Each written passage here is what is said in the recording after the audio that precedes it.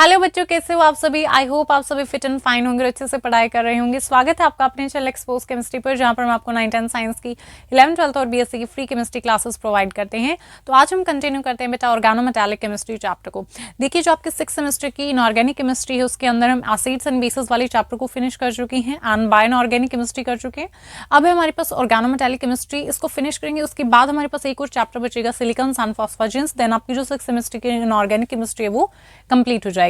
तो देखिए 2 वीडियोस इसके अपलोड है, ये हमारी 3rd वीडियो है जिसके अंदर हम नेक्स्ट टॉपिक करेंगे अब EAN, इफेक्टिव एटॉमिक नंबर को, इफेक्टिव एटॉमिक नंबर। देखिए बेटा क्या होता है इफेक्टिव एटॉमिक नंबर। तो देखिए जो सिडविक है उन्होंने सजेस्ट किया, सिडविक जो थे बेटा उन्होंने सजेस्ट किया कि जो हमारा मेटल आयन है, मेटल आयन कॉम्प्लेक्स के अंदर एक क्या होता है बेटा, मेटल आयन होता है, एक लिगेंड होता है। ठीक है, लिगेंड्स होते हैं और मेटल आयन होता है। तो यहाँ पर जो मेटल आयन है वो क्या करता है, इलेक्ट्रॉन्स को एक्सेप्ट करता है लिगेंड से, जबकि लिगेंड्स इलेक्ट्रॉन्स को देते हैं मेटल आयन को। तो यहाँ पर ये जो मेटल आयन है ये इलेक्ट्रॉन पेयर को एक्सेप्ट करेगा लिगेंड से, और कब तक करेगा एक्सेप्ट, जबकि नेक्स्ट जो हमारी नोबल गैस कॉन्फिग्रेशन है उसको अचीव नहीं कर लेता। तो लिगेंड से क्या करता है, ये इलेक्ट्रॉन जो पेयर्स है उनको एक्सेप्ट करता है। ठीक है, जो इलेक्ट्रॉन पेयर है लिगेंड से कौन लेता है, मेटल आयन लेता है। और कब तक लेता है बेटा, जब तक ये अचीव न कर ले नेक्स्ट नोबल गैस कॉन्फिग्रेशन, और इसी को हम क्या बोलते हैं, इफेक्टिव एटॉमिक नंबर। ऑलराइट, तो क्या हो जाएगा effective atomic number, total number of जो इलेक्ट्रॉन्स पोजेस्ट किए हैं हमारी मेटल आयन ने और जो इलेक्ट्रॉन्स इसने गेन किए लिगेंड से, वही क्या हो जाएगा effective atomic number. So the total number of electrons possessed, the total number of electrons possessed by the metal ion, the total number of electrons possessed by the central metal ion, and the electrons gained by it, and the electrons gained by it from the ligands is called effective atomic number, is called effective atomic number। वो क्या हो जाएगा बेटा, effective atomic number, the total number of electrons possessed by the central metal ion and the electrons gained by from the ligands is called effective atomic number. तो यहाँ पर according to EAN rule क्या हो जाएगा, according to EAN क्या है, effective atomic number. According to EAN rule क्या हो जाएगा बेटा, जो हमारा इफेक्टिव एटॉमिक नंबर है कॉम्प्लेक्स में वो किसके इक्वल होना चाहिए, या तो वो 36 के इक्वल हो। ठीक है, नोबल गैस कौन सी होती है हमारी 36 क्रिप्टॉन, उसके बाद ये तो 54 हो जिनोन, या फिर 86 हो radon. Alright, so the according to EAN rule the effective atomic number, the effective atomic number in a complex, the atomic number in a complex should be equal to, in a complex should be equal to किसके, radon, xenon, krypton. ठीक है, should be equal to krypton, should be equal to krypton, that is 36, xenon 54 and radon 86 and radon 86। तो जो EAN rule के according effective atomic number complex में किसके equal होना चाहिए, तो 36 क्रिप्टॉन के, या फिर 54 जिनॉन के, या फिर रेडॉन 86 के हो। ऑलराइट, एग्जांपल से इसको हम समझते हैं, फिर आपको अच्छे से समझ आएगा। तो यहाँ पर हमने लिए बच्चों कॉम्प्लेक्सेस। तो यहाँ पर हम देखेंगे किसके अंदर EAN रूल फॉलो हो रहा है, किसके अंदर फॉलो नहीं हो रहा है। तो फर्स्ट है हेक्सा अमाइन कोबाल्ट आयन। ठीक है, फर्स्ट है hexa amine cobalt ion, 3 oxidation state है +3। ठीक है, जो हमारा कोबाल्ट है +3 ऑक्सीडेशन स्टेट में। अब ये बताइए कोबाल्ट का बच्चों जो हमारे एटॉमिक नंबर है वो कितना होता है, 27 होता है।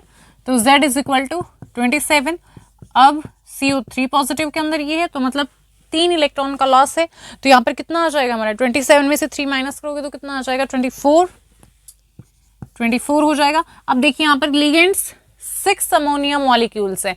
अब एक मॉलिक्यूल बेटा क्या दे रहा है, एक इलेक्ट्रॉन का पेयर, तो 6 है तो कितने देंगे, 6 इलेक्ट्रॉन पेयर। टोटल इलेक्ट्रॉन कितने हो गए, 12 इलेक्ट्रॉन्स। तो लिगेंड से कितने आ रहे हैं, अमोनिया मॉलिक्यूल्स से 6 अमोनिया मॉलिक्यूल्स कितने दे रहे हैं, 12 इलेक्ट्रॉन्स दे रहे हैं। तो यहाँ पर 12 इलेक्ट्रॉन्स और 24, तो यहाँ पर अगर हम टोटल करते हैं 24 प्लस 12 कितना आ जाएगा, 6 2 and 3 36। तो यहाँ पर तो फुल हो रहा है, 36 क्रिप्टॉन 36 होता है, तो यहाँ पर EN रूल जो है वो फुल हो रहा है। तो यहाँ पर EN rule is obeyed, EAN rule is obeyed, obey हो रहा है EN रूल। ठीक हो गई बात बच्चों, समझ में आया कैसे किया हमने। देखिए ये हमारे पास कॉम्प्लेक्स था, यहाँ पर हमने सबसे पहले देखा कोबाल्ट एटॉमिक नंबर को कितना है, 27 है। कौन से ऑक्सीडेशन स्टेट में, CO3 पॉजिटिव है, तो मतलब कितने इलेक्ट्रॉन का लॉस है यहाँ पर, 3 इलेक्ट्रॉन्स का, 24 हो गया। अब 6 अमोनिया मॉलिक्यूल्स कितने इलेक्ट्रॉन्स दे रहे हैं, 12, तो 24 प्लस 12 करेंगे तो 36। 36 किसका होता है, हमारे क्रिप्टॉन का होता है, इसलिए यहाँ पर EN रूल क्या हो रहा है हमारा, OB हो रहा है। समझ में आया। अब देखिए नेक्स्ट क्या है, हेक्सासाइनोफेरेटाइन। ठीक है, हेक्सासाइनोफेरेटाइन है FeCN6 और क्या है 4 नेगेटिव, 4 नेगेटिव।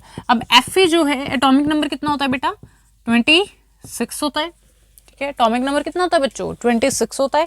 तो यहाँ पर अगर हम देखते हैं कितने ऑक्सीडेशन स्टेट में है, जो आयरन है Fe+2 में, ठीक है, सेकेंड ऑक्सीडेशन स्टेट में Fe2 पॉजिटिव है, तो यहाँ पर मतलब 2 इलेक्ट्रॉन का लॉस है, तो 24 हो जाएगा।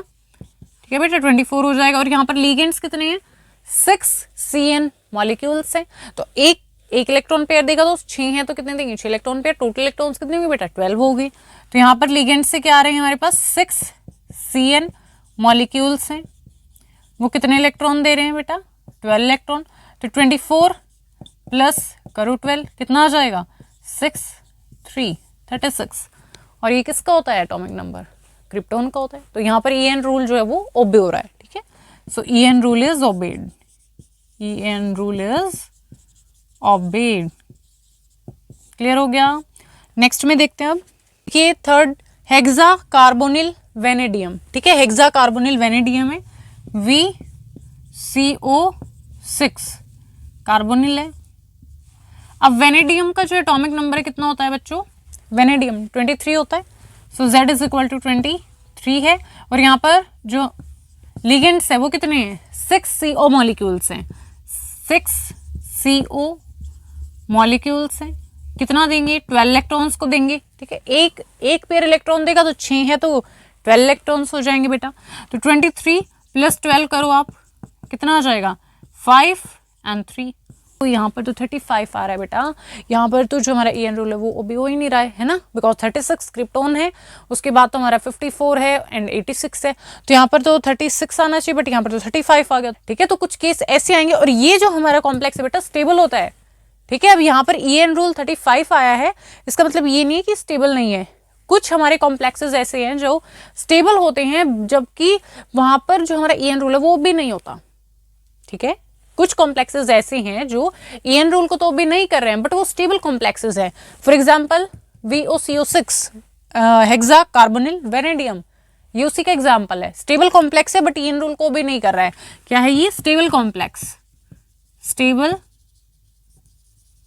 कॉम्प्लेक्स है ये। ठीक है, तो EN रूल को तो ये भी नहीं कर रहा है। इसी तरीके से नेक्स्ट हम देखते हैं हेक्सासाइनोफेरेटाइन। देखिए हेक्सासाइनोफेरेटाइन है, 3 नेगेटिव। अब Fe का एटॉमिक नंबर क्या होता है बेटा, 20 कितना होता है, 6 होता है। ठीक है, Z इज इक्वल टू 26 है।